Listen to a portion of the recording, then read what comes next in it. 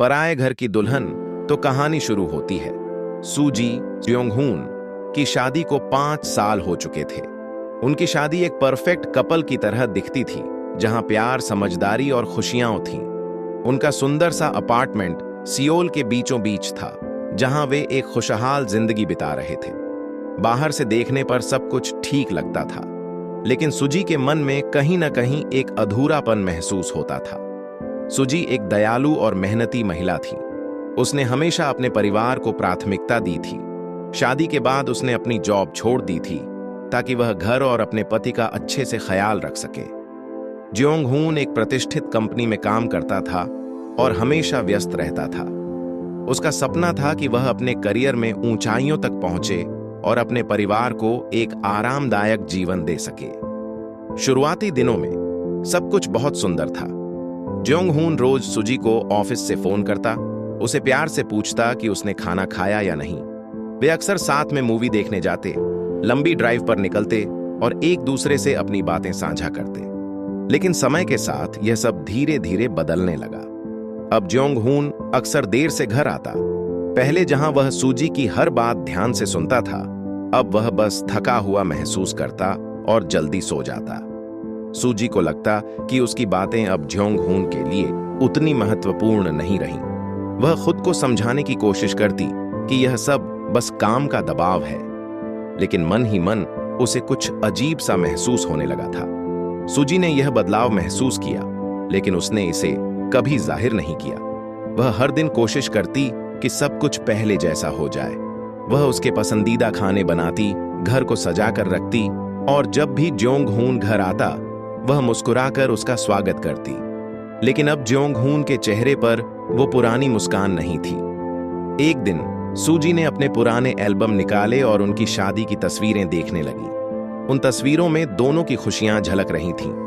उनकी हंसी, उनकी मासूमियत और वो प्यार जो हर तस्वीर में साफ दिखता था। उसने उन लम्हों को याद किया जब ज्योंगहून ने शादी के दिन उससे वादा किया था कि वह हमेशा उसके साथ रहेगा, हर खुशी और हर मुश्किल में। लेकिन अब उसे लगने लगा कि शायद कुछ बदल रहा है। वह खुद से सवाल करने लगी, क्या यह सब सामान्य है? क्या हर शादी में ऐसा होता है, या फिर कुछ और हो रहा है जो वह समझ नहीं पा रही? उस रात जब ज्योंगहून घर आया तो सुजी ने उससे पूछा, तुम ठीक हो? तुम्हें कुछ परेशान कर रहा है? ज्योंगहून ने हल्की मुस्कान के साथ जवाब दिया, नहीं, सब ठीक है, बस काम थोड़ा ज्यादा है। सुजी ने जबरदस्ती मुस्कुराने की कोशिश की, लेकिन उसके दिल में सवालों का तूफान उठ रहा था। क्या वाकई सब ठीक था, या फिर उनके सपनों का यह महल धीरे धीरे दरक रहा था? सूजी ने महसूस किया कि ज्योंगहून के व्यवहार में धीरे धीरे बदलाव आ रहा था। पहले जहां वह ऑफिस से लौटते ही उससे बातें करता, उसके दिन के बारे में पूछता और साथ में बैठकर खाना खाता, अब ऐसा नहीं होता था। अब वह अक्सर देर से घर आता और जब आता भी तो सीधे अपने कमरे में चला जाता। वह थका हुआ दिखता, लेकिन उसकी आंखों में एक अजीब सी चमक थी, जैसे वह किसी और ही दुनिया में खोया हो। शुरुआत में सुजी ने इसे ज्यादा महत्व नहीं दिया। उसने खुद को समझाया कि यह सब काम के तनाव की वजह से हो सकता है। आखिरकार ज्योंगहून की कंपनी इस समय एक बड़े प्रोजेक्ट पर काम कर रही थी और ऐसे समय में देर तक काम करना सामान्य था। लेकिन फिर भी कहीं ना कहीं उसके दिल में हल्की सी बेचैनी थी। एक दिन जब वह घर की सफाई कर रही थी तो उसे ज्योंगहून का फोन टेबल पर रखा मिला। यह पहली बार था कि उसका फोन बिना लॉक के पड़ा था। आमतौर पर ज्योंगहून अपने फोन को हमेशा अपने पास रखता था, लेकिन आज शायद जल्दी में भूल गया था। सूजी का मन किया कि फोन उठाकर देखे, लेकिन फिर उसने खुद को रोक लिया। नहीं, मुझे अपने पति पर भरोसा करना चाहिए, उसने खुद से कहा और फोन वहीं छोड़ दिया। हालांकि संदेह के बीज उसके मन में बोए जा चुके थे। वह अब ज्योंगहून के हर छोटे बड़े व्यवहार को ध्यान से देखने लगी। उसने गौर किया कि वह अक्सर फोन पर किसी से बातें करता और जब वह कमरे में आती तो तुरंत फोन काट देता। कभी कभी वह बिना किसी कारण मुस्कुराने लगता, जैसे कोई प्यारा मैसेज पढ़ रहा हो। सूजी को यह सब अजीब लगने लगा। वह सोचने लगी, क्या वह मुझसे कुछ छिपा रहा है? या फिर मैं ही ज्यादा सोच रही हूं? एक शाम जब वे साथ बैठकर खाना खा रहे थे तो सूजी ने हल्के अंदाज में पूछा, आजकल तुम बहुत व्यस्त रहने लगे हो, क्या ऑफिस में सब ठीक है? ज्योंग-हून ने जल्दी से जवाब दिया, हाँ, बस काम बहुत बढ़ गया है। नए प्रोजेक्ट में बहुत मेहनत करनी पड़ रही है। सूजी ने उसकी आंखों में देखा। कुछ था जो छिपाया जा रहा था, लेकिन वह चाहकर भी उसे पकड़ नहीं पा रही थी। समय के साथ सूजी ने और भी बदलाव देखे। पहले जहां ज्योंग-हून उसे खुद कॉल करता था, अब वह कॉल्स को टालने लगा था। वह अचानक नए कपड़े पहनने लगा, अपनी पसंद से अलग नए ब्रांड्स के परफ्यूम इस्तेमाल करने लगा। कभी कभी वह खुद को शीशे में देखकर मुस्कुराता, जैसे कोई तारीफ कर रहा हो। सूजी यह सब देखकर चुप रही। उसने कई बार खुद से कहा कि वह बेवजह शक कर रही है, लेकिन उसका दिल यह मानने को तैयार नहीं था। उसे लगने लगा कि उसके और ज्योंग-हून के रिश्ते में कोई अदृश्य दीवार खड़ी हो रही है। क्या यह सब सिर्फ उसका भ्रम था, या फिर सच में उनके रिश्ते में दरारें आ रही थीं? सूजी की सुबह हमेशा की तरह शुरू हुई। उसने नाश्ता तैयार किया, ज्योंग-हून को ऑफिस के लिए भेजा और फिर घर की सफाई करने लगी। हालांकि पिछले कुछ दिनों से उसका मन विचलित था। ज्योंग-हून का व्यवहार अजीब हो गया था। वह अक्सर फोन पर व्यस्त रहता, बिना कारण मुस्कुराता और छोटी छोटी बातों पर टाल मटोल करने लगा था। उस दिन दोपहर में जब वह लिविंग रूम में थी, तभी ज्योंग-हून का फोन टेबल पर वाइब्रेट हुआ। आमतौर पर वह अपना फोन हमेशा पास रखता था, लेकिन आज वह जल्दी में शायद भूल गया था। फोन स्क्रीन पर एक मैसेज आया था जिसमें लिखा था, कल का दिन बहुत खूबसूरत था, तुम्हारे साथ हर लम्हा खास लगता है। सूजी के हाथ ठिठक गए। उसका दिल तेजी से धड़कने लगा। उसने धीरे से फोन उठाया और स्क्रीन को गौर से देखा। मैसेज किसी एसियोरिन नाम की लड़की का था। पहले तो उसे अपनी आंखों पर यकीन नहीं हुआ। उसे लगा कि शायद यह कोई गलती होगी, शायद यह मैसेज किसी दोस्त ने मजाक में भेजा होगा। लेकिन उस मैसेज के शब्द वे दोस्ती के शब्द नहीं थे। वे किसी ऐसे इंसान के शब्द थे जो ज्योंग-हून के बहुत करीब था। सूजी ने फोन को वापस टेबल पर रख दिया और गहरी सांस ली। उसका मन कई सवालों से घिर गया। यह कौन है? क्या यह सिर्फ एक दोस्त है या फिर कुछ और? उसने खुद को समझाने की कोशिश की। हो सकता है कि यह बस एक गलत फहमी हो। मैं ज्योंग-हून को अच्छे से जानती हूं, वह ऐसा नहीं कर सकता। शायद यह कोई ऑफिस की सहकर्मी हो जो मजाक में ऐसा कह रही हो। लेकिन उसका दिल अब उसकी बात नहीं मान रहा था। शाम को जब ज्योंग-हून घर आया तो सूजी ने उसे ध्यान से देखा। वह हमेशा की तरह मुस्कुराया। उसने प्यार से पूछा, आज दिन कैसा रहा? सूजी ने हल्की मुस्कान दी और कहा, ठीक था, तुम कैसे हो? ज्योंग-हून ने सिर हिलाया। थोड़ा थका हुआ हूं, आज बहुत काम था। सूजी के मन में कई सवाल थे, लेकिन उसने कोई सवाल नहीं किया। वह बस उसे देखती रही। क्या वह अब भी वही इंसान था जिससे उसने शादी की थी, या फिर वह बदल गया था? उस रात सूजी ने बहुत देर तक सोने की कोशिश की, लेकिन नींद नहीं आई। उसके मन में एक ही सवाल घूम रहा था, क्या यह सिर्फ एक गलत फहमी है, या फिर हमारे रिश्ते में सच में कुछ बदल रहा है? वह तय नहीं कर पाई कि उसे सच का सामना करना चाहिए या खुद को यह यकीन दिलाना चाहिए कि सब ठीक है। लेकिन एक बात साफ थी, उसके मन में पहला संदेह पैदा हो चुका था। सूजी के मन में संदेह का बीज बोया जा चुका था। पिछले कुछ दिनों से उसने ज्योंग-हून के व्यवहार पर अधिक ध्यान देना शुरू कर दिया था। वह अक्सर देर से घर आता, फोन पर बिजी रहता और जब भी सूजी कुछ पूछती तो बस यह कहकर बात टाल देता कि वह काम में बहुत व्यस्त है। लेकिन सूजी का दिल कह रहा था कि कुछ तो गलत हो रहा है। उस दिन सुबह जब ज्योंग-हून घर से निकल रहा था तो उसने जल्दी जल्दी अपना फोन चेक किया और मुस्कुराया। सूजी ने ध्यान दिया कि वह फोन को लेकर काफी सतर्क रहने लगा था। जैसे ही उसने अपनी कार स्टार्ट की, सूजी को अचानक एक अजीब सा एहसास हुआ। उसने फैसला किया कि आज वह सच का पता लगाएगी। ज्योंग-हून के निकलते ही सूजी भी अपनी कार लेकर उसके पीछे चल दी। यह पहली बार था जब वह ऐसा कुछ कर रही थी और उसका दिल बहुत तेज धड़क रहा था।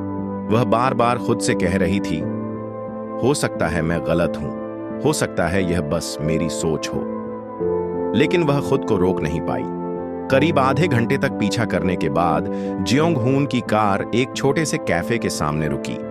यह कोई साधारण कैफे नहीं था, बल्कि शहर का एक खूबसूरत और रोमांटिक जगहों में से एक था, जहां आमतौर पर कपल्स या करीबी दोस्त ही आते थे। सूजी ने दूर से देखा कि जियोंग हून कैफे के अंदर गया और वहां पहले से बैठी एक लड़की से मिला।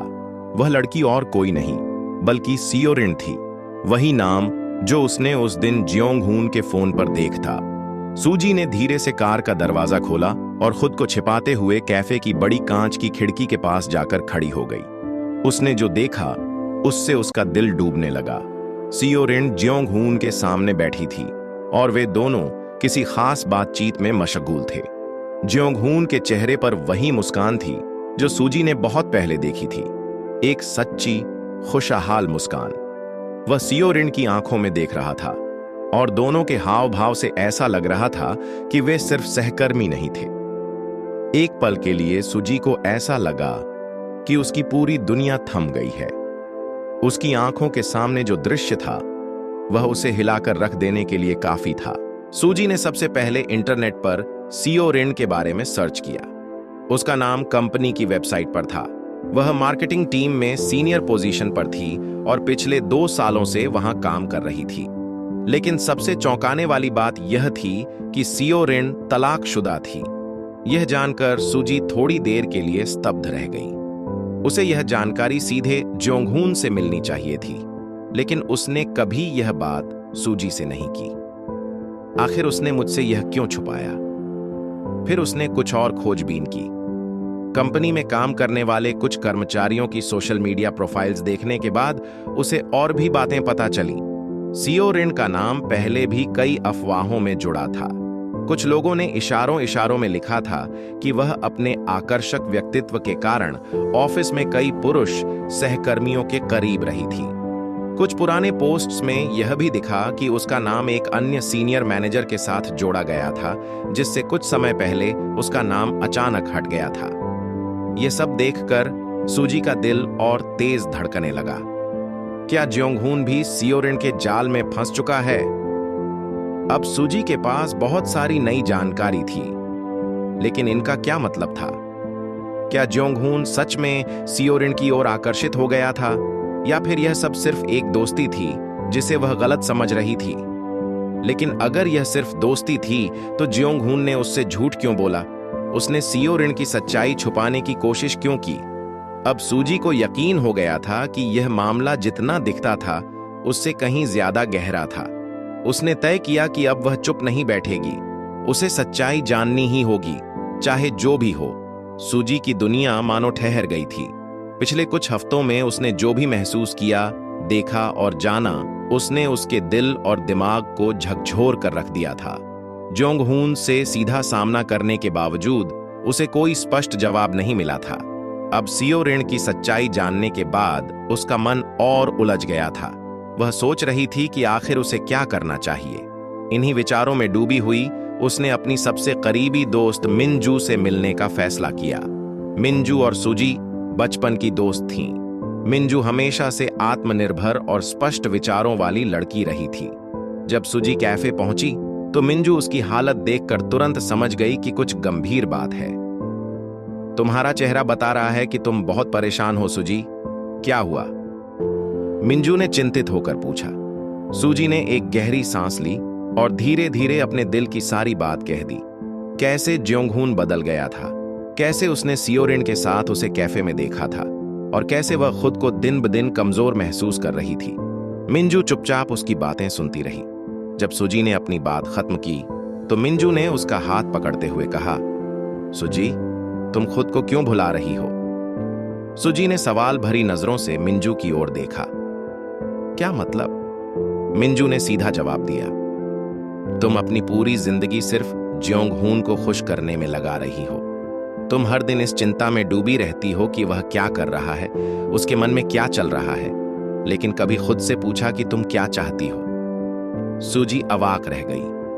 उसने सच में कभी इस बारे में नहीं सोचा था। शादी एक पार्टनरशिप होती है सूजी। अगर सिर्फ एक इंसान ही लगातार रिश्ते को बचाने की कोशिश करे तो वह रिश्ता एक बोझ बन जाता है। क्या तुमने कभी सोचा कि तुम्हारी खुशी कहाँ है? सुजी की आंखों में आंसू आ गए। उसने हमेशा यह सोचा था कि अगर वह जियोंग-हून को खुश रखने की कोशिश करेगी तो सब कुछ ठीक हो जाएगा, लेकिन शायद यही सबसे बड़ी गलती थी। वह खुद को भूल चुकी थी। मिंजू ने मुस्कुराते हुए कहा, मैं यह नहीं कह रही कि तुम अपना रिश्ता तोड़ दो, लेकिन तुम्हें खुद को भी महत्व देना होगा। अपनी जिंदगी सिर्फ अपने पति के इर्द गिर्द मत घुमाओ। अपने लिए सोचो, अपने लिए जियो, खुद से प्यार करो, तभी कोई और भी तुम्हें सही मायने में प्यार कर पाएगा। सूजी ने पहली बार इस तरह सोचा। वह अब तक अपने रिश्ते को बचाने में लगी थी, लेकिन उसने खुद को कभी प्राथमिकता नहीं दी थी। शायद यही समय था कि वह अपने लिए एक नई शुरुआत करे, एक ऐसी शुरुआत जहां उसकी अपनी खुशी भी मायने रखे। सूजी ने सबसे पहले इंटरनेट पर सीओ रिन के बारे में सर्च किया। उसका नाम कंपनी की वेबसाइट पर था। वह मार्केटिंग टीम में सीनियर पोजीशन पर थी और पिछले 2 सालों से वहां काम कर रही थी। लेकिन सबसे चौंकाने वाली बात यह थी कि सीओ रिन तलाकशुदा थी। यह जानकर सूजी थोड़ी देर के लिए स्तब्ध रह गई। उसे यह जानकारी सीधे जियोंग-हून से मिलनी चाहिए थी, लेकिन उसने कभी यह बात सूजी से नहीं की। आखिर उसने मुझसे यह क्यों छुपाया?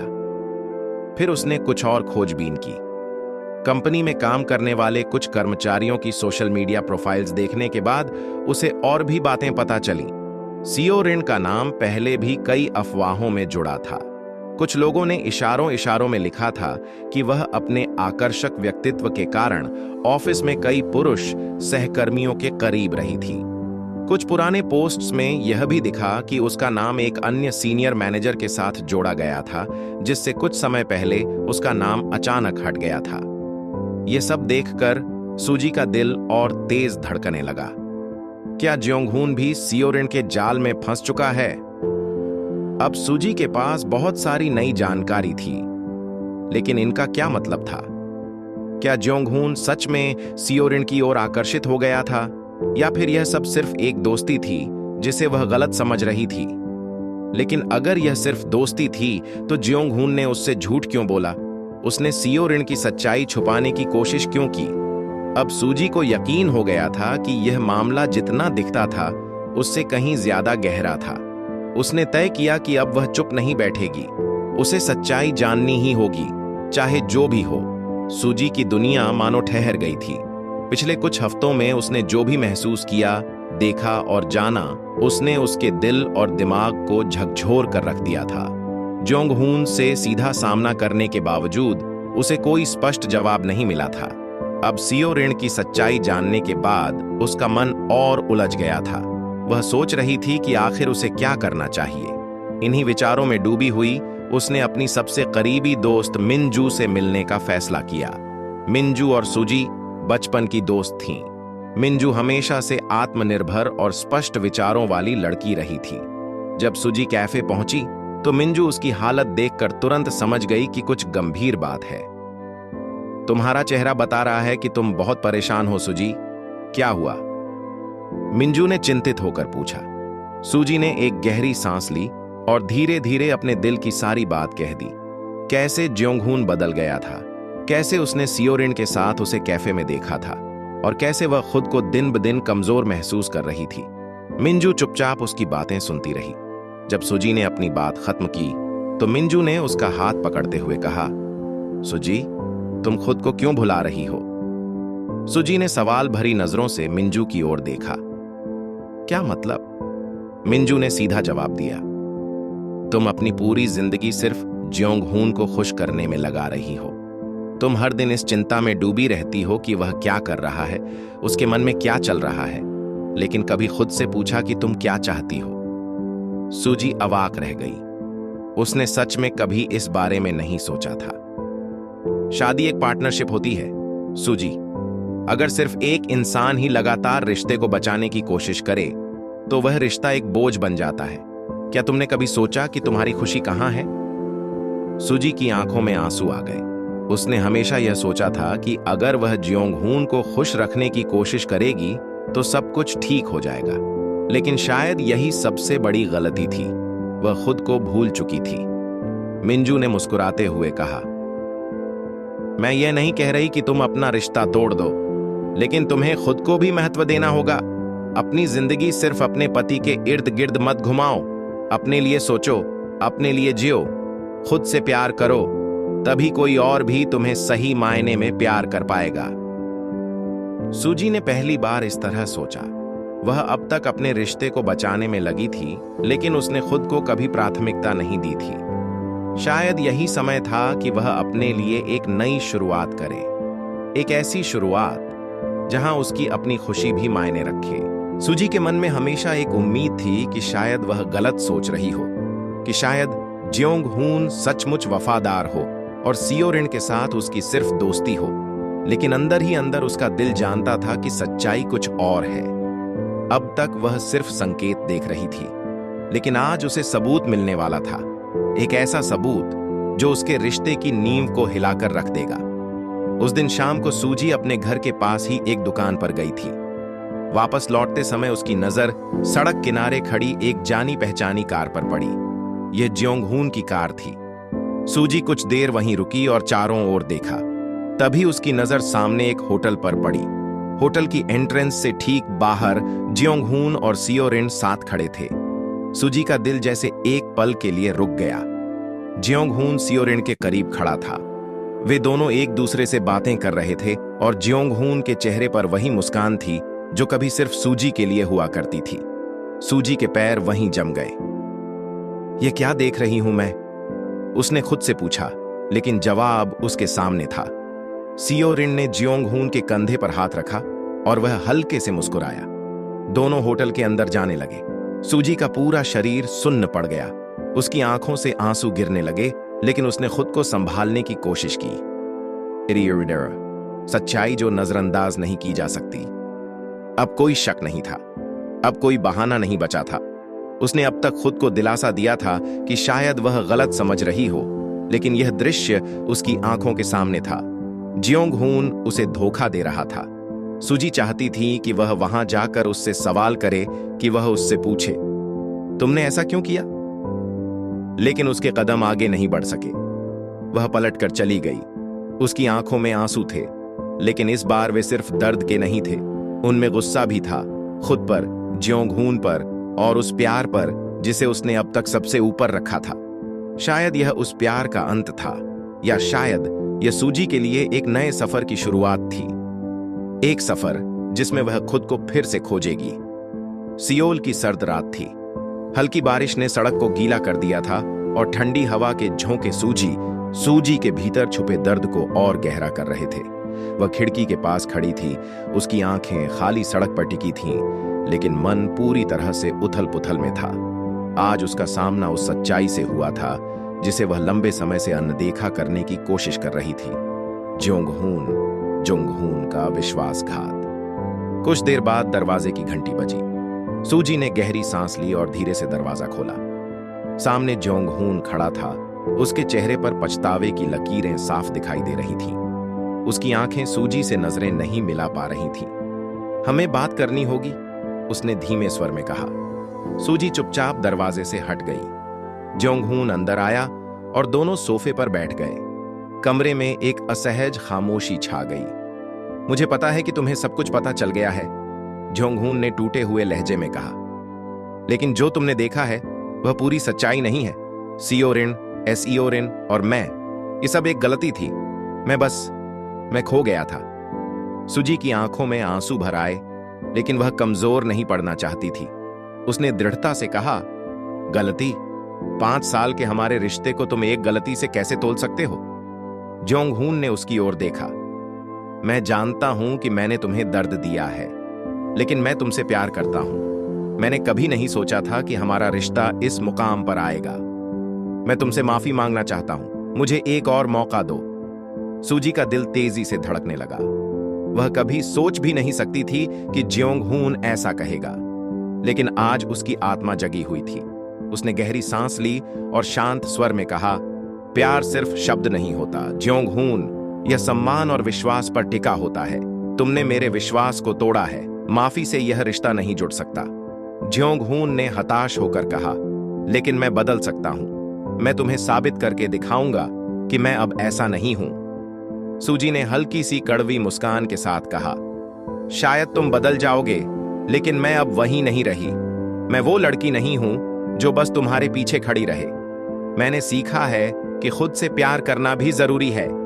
यह कहकर सूजी खड़ी हो गई। अगर तुम्हें सच में पछतावा है तो मैं तुम्हें माफ करती हूं, लेकिन हमारी राहें अब अलग हैं। मैं इस रिश्ते को और घसीटना नहीं चाहती। ज्योंग-हून ने उसकी आंखों में देखा। वह जान गया था कि सूजी ने अपना फैसला कर लिया है। उसने कुछ नहीं कहा, सिर्फ सिर झुका लिया। बारिश अब थम चुकी थी। सूजी ने खिड़की से बाहर देखा। सियोल की रोशनी चमक रही थी। उसे महसूस हुआ कि वह आज पहली बार अपने दिल में हल्कापन महसूस कर रही है। यह उसकी जिंदगी की एक बड़ी परीक्षा थी, प्यार की परीक्षा। लेकिन इस बार उसने अपने आत्मसम्मान को चुना था। वह जानती थी कि यह अंत नहीं है, बल्कि उसकी नई शुरुआत है। सूजी ने ठंडी हवा में गहरी सांस ली। आज की रात उसके जीवन की सबसे कठिन रातों में से एक थी। उसने ज्योंग-हून की माफी और उसके वादों को सुना था, लेकिन इस बार उसका दिल पिघलने को तैयार नहीं था। रिश्तों में आई दरारें भरने के लिए केवल शब्द काफी नहीं होते। सूजी चुपचाप अपने कमरे में गई और खिड़की से बाहर झांकने लगी। सियोल की चमचमाती सड़कें और व्यस्त जीवन उसके भीतर चल रही हलचल के बिल्कुल विपरीत लग रहे थे। उसने बीते 5 सालों के बारे में सोचा। कैसे उसने इस रिश्ते को हमेशा संभालने की कोशिश की थी, हमेशा उम्मीद की थी कि ज्योंग-हून उसे पूरी तरह समझेगा और प्यार देगा। लेकिन अब उसे समझ आ गया था कि वह खुद को भुलाकर यह लड़ाई लड़ रही थी। सुबह होने से पहले सूजी ने एक बड़ा फैसला कर लिया था। उसने तय कर लिया कि अब वह केवल दूसरों के लिए नहीं, बल्कि खुद के लिए भी जिएगी।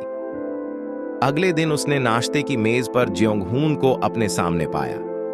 उसके चेहरे पर थकान और पछतावे की लकीरें साफ दिख रही थीं। क्या हम बात कर सकते हैं? ज्योंग-हून ने धीमे स्वर में कहा। सूजी ने एक शांत लेकिन दृढ़ आवाज में जवाब दिया, बात करने के लिए अब कुछ बचा नहीं है। मैंने अपना फैसला कर लिया है। ज्योंग-हून ने चौंकते हुए पूछा, क्या मतलब है तुम्हारा? मैं इस रिश्ते को खत्म करना चाहती हूं, सूजी ने सीधे शब्दों में कहा। मैंने बहुत कोशिश की कि सब ठीक हो जाए, लेकिन अब मुझे समझ में आ गया है कि खुद को बार बार तकलीफ देने से बेहतर है आगे बढ़ जाना। ज्योंग-हून ने उसे रोकने की कोशिश की। क्या तुम मुझे एक और मौका नहीं दे सकती? मैं सचमुच बदल जाऊंगा।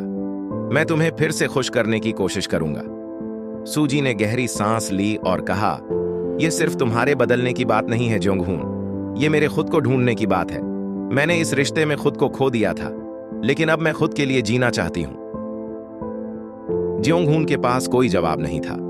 उसकी आंखों में अफसोस था, लेकिन सूजी ने अपनी आंखों में दृढ़ता बनाए रखी।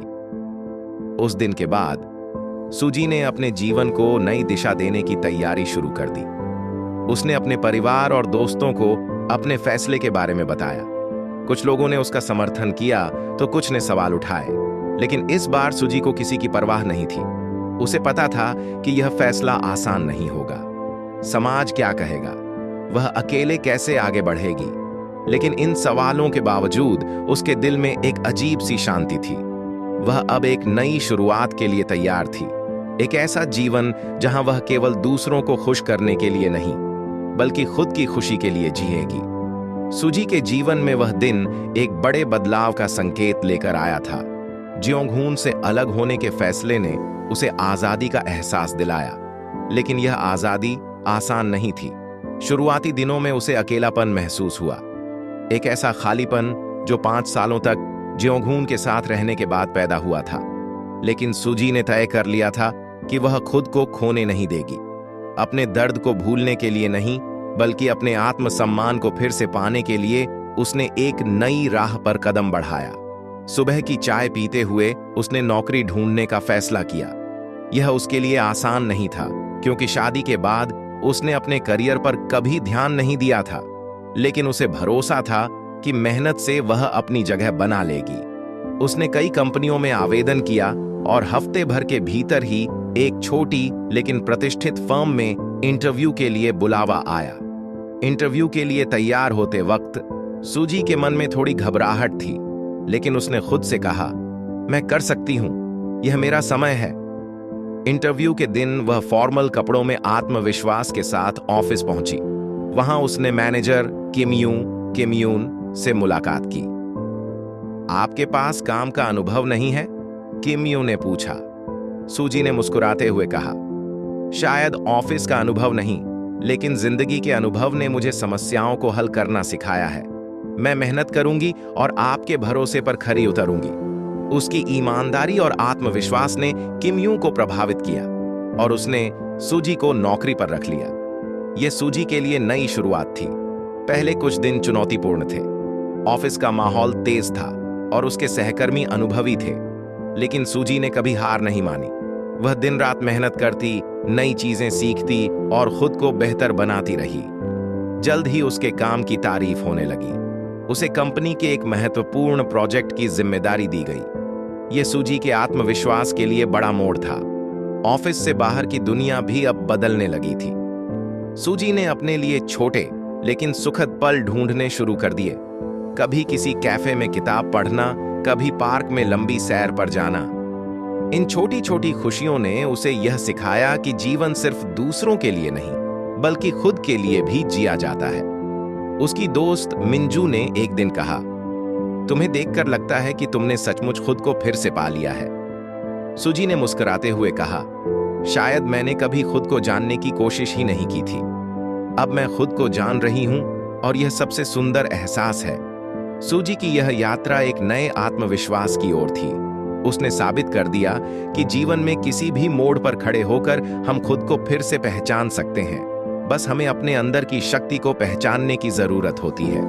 अब सूजी सिर्फ जियोंग-हून की पत्नी नहीं थी, वह अपनी पहचान खुद गढ़ रही थी। एक आत्मनिर्भर, मजबूत और खुशहाल महिला की पहचान। सूजी के जीवन में जब चीजें पटरी पर लौटने लगी थीं, उसी दौरान जियोंग-हून की दुनिया पूरी तरह बदल चुकी थी। सियो ऋण, जिसके कारण जियोंग-हून ने अपने रिश्ते को खतरे में डाला था, अब उससे दूरी बनाने लगी थी। पहले वह जियोंग-हून के साथ हर पल खुश दिखाई देती थी, लेकिन अब उसके चेहरे पर वह पुरानी मुस्कान नहीं थी। ऑफिस में उसकी परफॉर्मेंस गिरने लगी थी और धीरे धीरे उसने जियोंग-हून से मिलने जुलने में भी रुचि कम कर दी थी। एक दिन जियोंग-हून ने सियो ऋण से सीधी बात करने का फैसला किया। क्या हम पहले जैसे नहीं हो सकते? जियोंग-हून ने गंभीरता से पूछा। सियो ऋण ने बिना झिझक कहा, मैंने जो चाहा था वह मैंने पा लिया है। अब मुझे इस रिश्ते में कोई दिलचस्पी नहीं है। यह सुनकर जियोंग-हून स्तब्ध रह गया।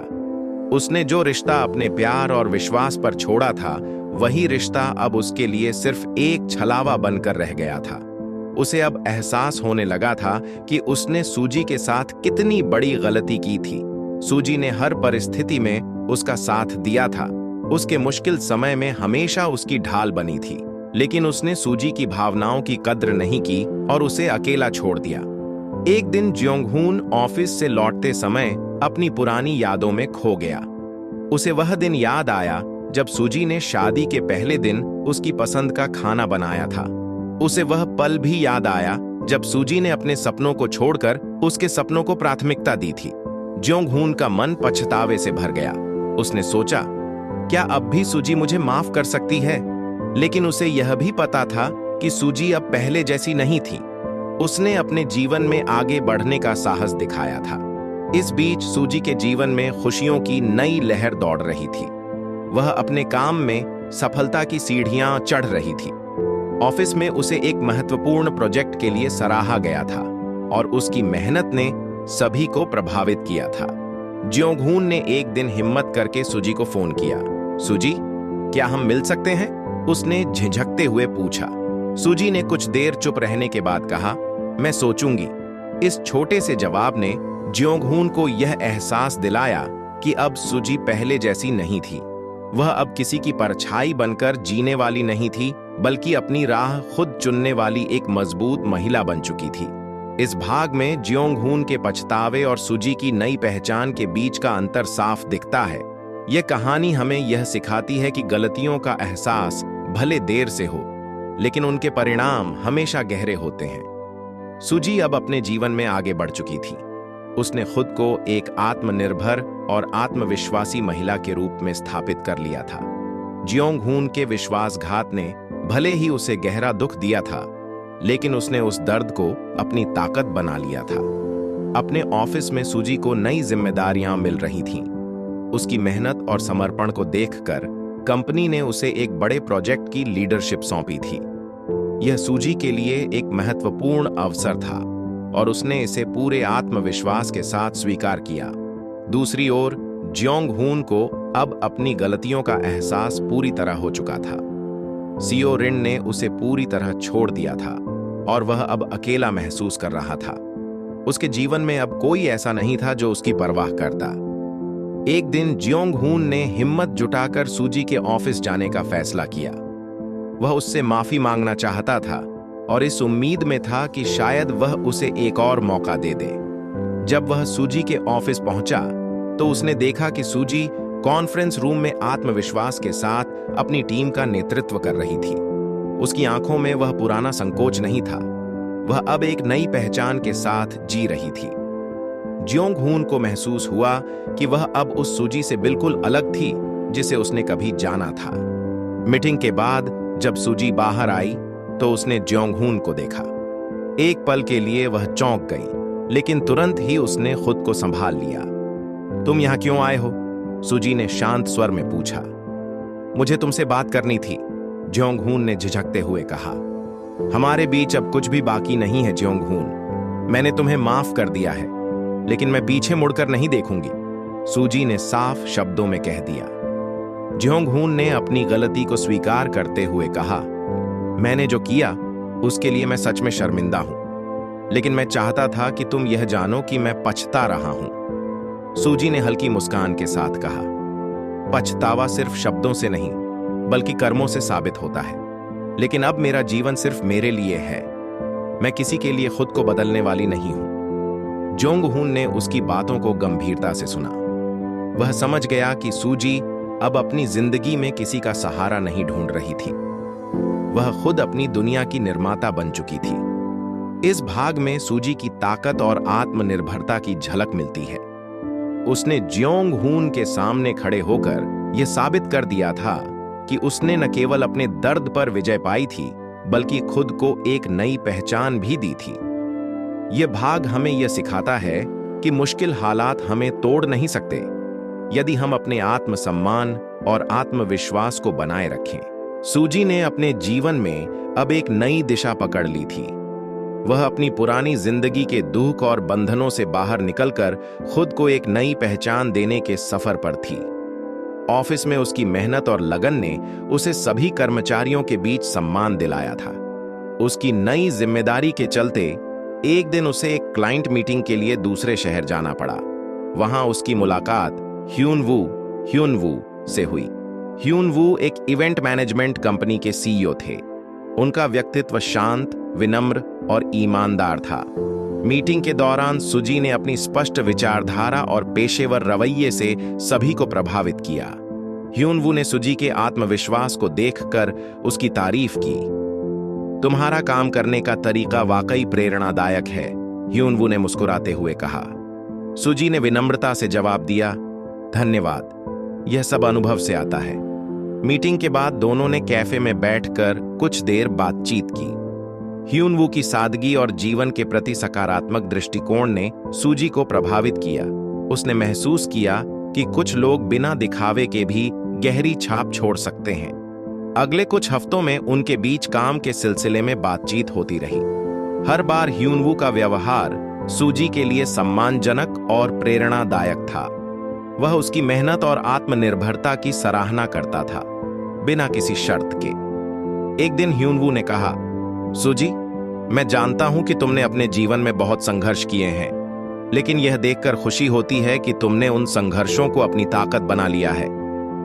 सुजी ने थोड़ी देर सोचा और फिर मुस्कुराते हुए कहा, हां, यह सफर आसान नहीं था, लेकिन मैंने सीखा है कि खुद के लिए खड़े होना कितना जरूरी है। ह्यून-वू ने कहा, मुझे लगता है कि जो लोग खुद पर विश्वास करते हैं वे किसी भी परिस्थिति में जीत सकते हैं और तुम उनमें से एक हो। इस बातचीत ने सूजी के दिल में एक नई उम्मीद जगाई। उसने महसूस किया कि हर रिश्ता बंधन नहीं होता, बल्कि कुछ रिश्ते प्रेरणा भी दे सकते हैं। हालांकि सूजी ने अभी तक अपने जीवन को केवल काम तक ही सीमित रखा था, लेकिन अब उसे महसूस हो रहा था कि खुशी और सुकून पाने के लिए खुद को दूसरों से जोड़ना भी जरूरी होता है। भाग 15 में सूजी की जिंदगी में ह्यून-वू के आगमन के साथ एक नई शुरुआत की झलक मिलती है। यह भाग दर्शाता है कि जब हम जीवन के अंधेरे से बाहर निकलते हैं तो नई राहें खुद ब खुद हमें मिल जाती हैं।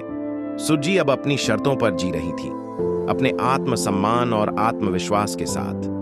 और यह कहानी का वह मोड़ था जहां उसने न केवल अपने करियर बल्कि अपने जीवन में भी संतुलन बनाना शुरू किया। सूजी की जिंदगी धीरे धीरे सही रास्ते पर आ रही थी। वह अपनी नई नौकरी और आत्मनिर्भर जीवन से संतुष्ट थी। हर दिन वह खुद को पहले से बेहतर बनाने की कोशिश कर रही थी। ह्यून-वू जैसे सच्चे और दयालु व्यक्ति से हुई मुलाकात ने उसके जीवन में नई ऊर्जा भर दी थी। एक शाम सूजी ऑफिस से घर लौट रही थी जब उसके फोन पर अचानक एक अज्ञात नंबर से कॉल आई। उसने कॉल उठाई और दूसरी तरफ से ज्योंग-हून की आवाज सुनाई दी। सूजी, क्या मैं तुमसे कुछ समय के लिए मिल सकता हूं? ज्योंग-हून की आवाज में थकान और पछतावा साफ झलक रहा था। सूजी कुछ पल के लिए चुप रही, फिर शांत स्वर में बोली, मुझे नहीं लगता कि हमारे बीच अब कुछ बचा है जिस पर बात की जाए। लेकिन ज्योंग-हून ने निवेदन किया, कृपया यह आखिरी बार है, बस कुछ मिनट। थोड़ी सोच विचार के बाद सूजी ने मिलने के लिए हामी भर दी। अगले दिन वे एक कैफे में मिले। ज्योंग-हून पहले से वहां बैठा हुआ था। उसके चेहरे पर गंभीरता और पश्चाताप के भाव थे। सूजी, मैं जानता हूं कि मैंने तुम्हारे साथ बहुत गलत किया। ज्योंग-हून ने बात शुरू की। मैंने तुम्हारे प्यार और विश्वास को तोड़ा। सियो रिन ने मुझे छोड़ दिया और तब मुझे एहसास हुआ कि मैंने अपनी सबसे कीमती चीज खो दी, तुम्हें। सूजी ने उसकी बातों को ध्यान से सुना, लेकिन अब उसका दिल उन बातों से नहीं पिघलता था। वह अब कमजोर और भावुक नहीं थी, वह आत्मनिर्भर और मजबूत बन चुकी थी। ज्योंग-हून, सूजी ने शांत स्वर में कहा, जो हुआ वह मेरे जीवन का एक महत्वपूर्ण अध्याय था, लेकिन मैं उस दर्द से बाहर निकल चुकी हूं। मैंने खुद को फिर से खोजा है और अब मैं अपनी शर्तों पर जी रही हूं।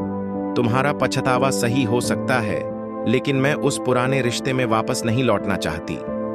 ज्योंग-हून ने सिर झुका लिया। मैं समझता हूं, तुमने मुझे माफ कर दिया तो बस इतना ही काफी है।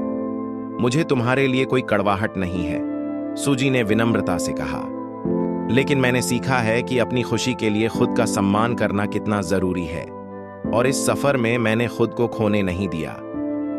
उनकी यह मुलाकात भले ही अतीत को पूरी तरह से पीछे छोड़ने के लिए हुई थी, लेकिन सूजी के लिए यह एक नई सीख भी थी। उसने महसूस किया कि माफी देना और आगे बढ़ना सबसे बड़ी ताकत होती है। उस दिन सूजी ने अतीत की सभी कड़वाहटों से खुद को मुक्त कर दिया। वह पूरी तरह से अपने भविष्य की ओर बढ़ने के लिए तैयार थी। ह्यून-वू के साथ उसकी बातचीत और कंपनी में मिली नई पहचान ने उसे इस बात का विश्वास दिलाया था कि जिंदगी में हमेशा नए मौके आते हैं, बस उन्हें पहचानने और अपनाने की हिम्मत होनी चाहिए। सूजी की जिंदगी में अब नई रोशनी आने लगी थी। ज्योंग-हून से अलग होने के बाद उसने खुद को संभाल लिया था। वह अब पहले जैसी कमजोर महिला नहीं रही जो किसी और की खुशी के लिए खुद को मिटा दे। उसने अपने करियर पर ध्यान दिया और एक नई कंपनी में नौकरी शुरू की। वहां उसकी मुलाकात ह्यून-वू से हुई, जो न सिर्फ एक अच्छा सहकर्मी था बल्कि एक सच्चा इंसान भी। ह्यून-वू सूजी के आत्मसम्मान और मेहनत की इज्जत करता था। वह हमेशा उसकी मदद करने के लिए तैयार रहता, लेकिन कभी भी उसकी सीमाओं का उल्लंघन नहीं करता। सूजी को ह्यून-वू का यह स्वभाव अच्छा लगने लगा।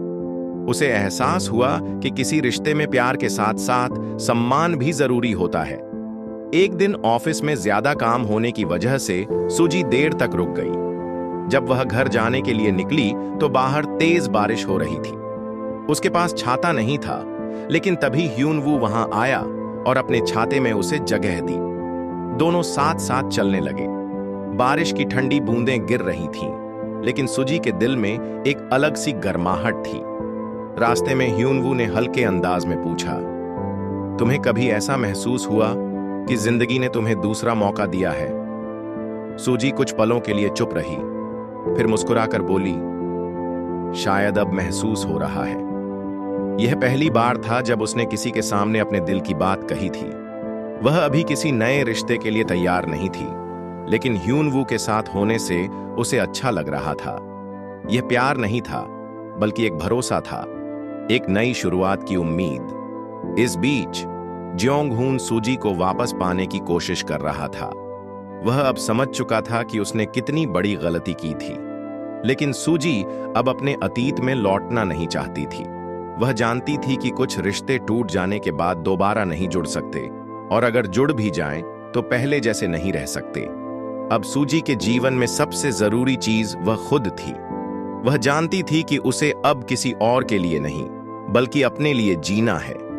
ह्यूनवू का साथ उसे अच्छा लगता था, लेकिन इस बार वह कोई भी फैसला जल्दी में नहीं लेना चाहती थी।